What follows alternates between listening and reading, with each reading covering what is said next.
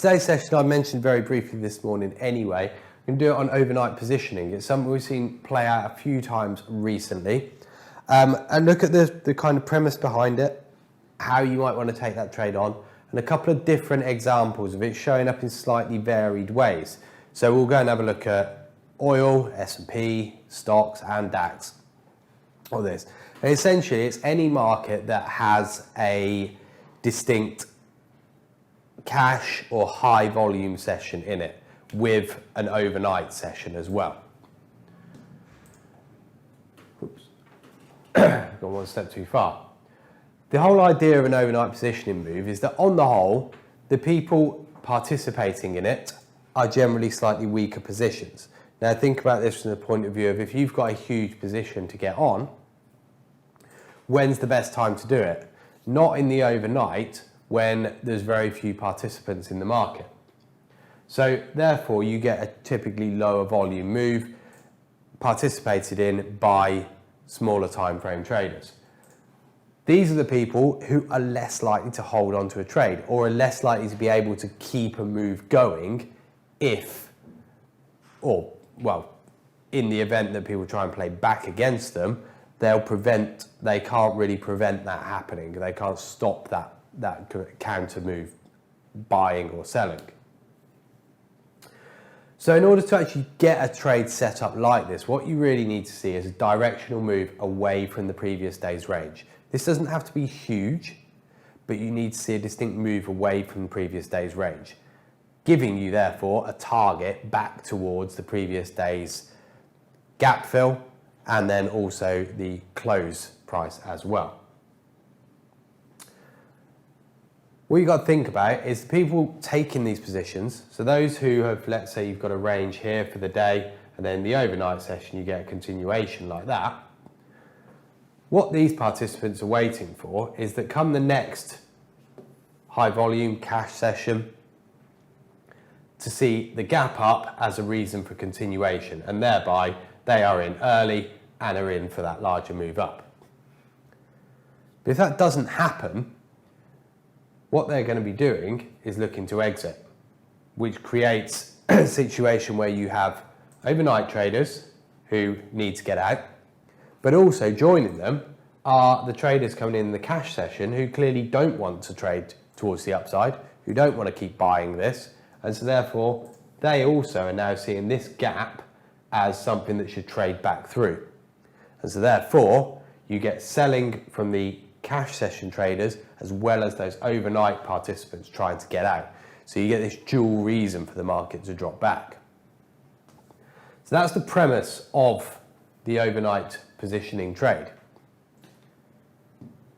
Let's go and have a look at a couple of examples. This was one that we played out in oil earlier on this week. So this was Monday's move in oil. And what we saw here was on the back of a double inside day on Friday, we then got an overnight move that moved higher. Now this is slightly different, and I said I'd talk about different types of move that you could get.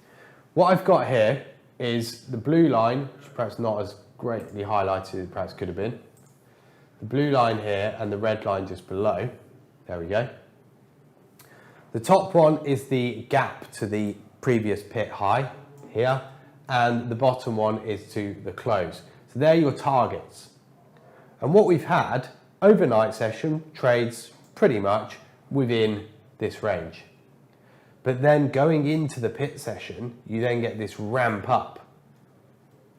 So decent sized move higher, gets also up to recent resistance. So for those of you trade in oil recently, will know very well that 40.75 area has been a decent resistance. So we get up there. Traders who've played this move are now waiting on, excuse me, are now waiting on this point here for new buyers to come in, take it through 75 and keep that move going. But when it doesn't happen, I showed you this on the debrief on Monday, so go back and have a quick watch of that. When that doesn't happen, they have to get out. On top of that, the failure to stay above 75 indicates that the pit session oil traders also don't fancy it up there and that creates the move to the downside as well. Target wise, you get the first move to 35 and to 24s. That gives you your exit point. So it's not necessarily playing the entirety of the move here, but the recognition, or the important part of this, is the inability to move higher then sets off this cascade of selling. But it only will occur if you've already got positioning to the upside into this.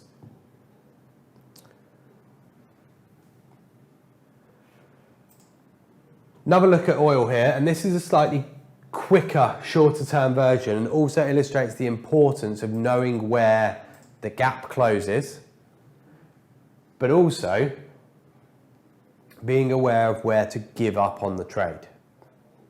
So what we've got in this instance is move higher, and this was a couple of weeks prior. Move up, extended move higher and balance, another day of balance, so reasonably stable market. Overnight session then, so from this close up here, trades down. So clearly people are positioned towards the downside here. Their position playing now that we're going to get a gap down, which this profile is pit session. They're going to get a gap down, and this is basically rejecting this move up here, and we're going to see the drop. They get it, but to start with, when that doesn't materialize immediately on this green candle here that reaches the high, when that move doesn't materialize immediately, some of these sellers run for the exit. That takes you up towards the close, or sorry, towards the gap fill the previous day. Yes, it does miss it. So unfortunately, if you're very rigid on where you're exiting, that you wouldn't be able to get out of this. But this is also an important point here, that once that gap has been filled or nearly filled, we can still have the drop.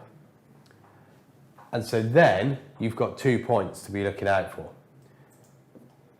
If the overnight positioning and reaction from pit session traders can't keep the move going up, the break back through the open can then set the move off to the downside. And then finally, as you break the overnight lows, that's where the move really accelerates. So those overnight lows are going to be very important.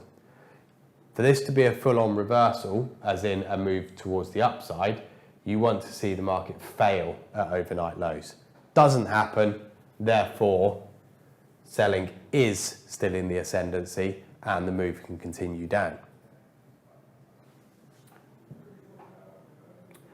I mentioned that we could have this morning, so I was fingers crossed that we would actually have this opportunity to be able to show you, and we do, we get the move.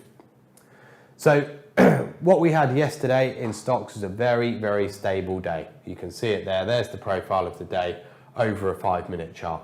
Very, very range bound. Overnight then, trade up briefly and then down. So there's your gap to here, so that's to around about 31.88. There's your gap. We come into the 7 o'clock session, so the beginning of the European session, sort of the main session, and we get an attempt down. So you get this one final push down. So that takes out the overnight low. Overnight low comes in just there. So we take out the overnight low and we can't stay below it. There's your first point to indicate that this is not continuing the move. The overnight sellers now need to, or certainly want to see this keep on going. Once you break that 7 o'clock open, and in this situation, that's incidentally at 8 o'clock, this is then where the move kicks off to the upside and you get the fast reversal straight back to first target, the gap, next target, the close. So we got that trade this morning.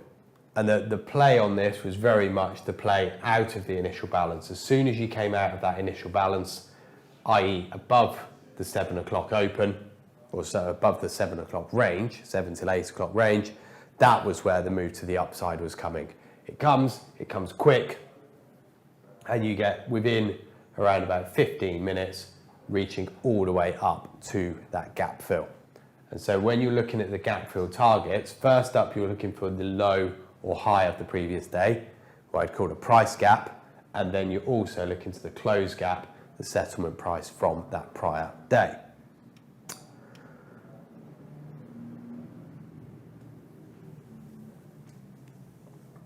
So the key to this type of trade is all about either seeing the break of the overnight range and a failure to keep that move going. That's your first situation or first part of it. Alternatively, you can then use the open of the cash session to be your point where you're expecting movement to come from as well. So let's go have a look at this final one in the DAX. This is one from yesterday. So we've seen one back on itself in the morning. We've seen one yesterday as well. And this is the DAX one. On the back of that rather strong move higher on Monday, following the rather decent drop on Friday. Strong move up. We then get a small gap up. So it's not a huge move, but it's a small gap. Overnight session holds up there as well. So the expectation is now we're going to see continuation. The problem with this one is this overnight positioning just really lacks any willingness to keep the move going. So what then happens is as soon as, and it's all about pinpointing where you're going to see these traders give up. So always think to yourself, right, with those overnight traders, where are they going to give up on this? Once you get back inside the prior day's range, that's the point people are going to give up. There is a lack of target on this, so this is going to be a situation that by the time you enter, you're already basically at what would traditionally be a target. So this is now a situation more where you're looking for a flow down through range. You've got previous support down, resistance down here. You've also got single prints and the move through value to be targeting. So you do, there's no absolute rigid way of playing this. There's no way of just sort of saying, right, you've got to play it exactly from here. But it's a case of working out for yourself where you could be targeting. And the idea is you're playing against participants who have got themselves stuck. This is the move in the DAX the day before, followed also then by the overnight positioning. And it helps to understand this move the day before as well. Very, very steady grind up, no huge conviction in that. So even on a short term, if this was not even considering the overnight, this would be a trade you'd look for a rollback anyway. Rollback towards the beginning of the grind phase. So we get that. This is just added onto by the overnight positioning as well, that gaps up and tries to stay up. But when that gap up doesn't materialize into a further movement, this is now the challenge from 7 o'clock for the sell once you get through that gap and into the previous day's range, or alternatively from 8 o'clock, once clearly we have direction from 7, that gives you the wash down to complete that move through value. So hopefully that's giving you something to think about. Main things to be thinking is, what are people doing in the overnight session and what do they want to happen next? This, for example, gap up in the overnight session. These traders in here, even though they don't get too much movement to the upside, want to see this move continue. And if it doesn't, and when it comes back inside or below the overnight lows, back inside previous range, that's where they're going to start getting out. And that's what then shows that there is no willingness of the larger time frame participants in the cash session to keep the move going. And so therefore, you will get that drop to the downside.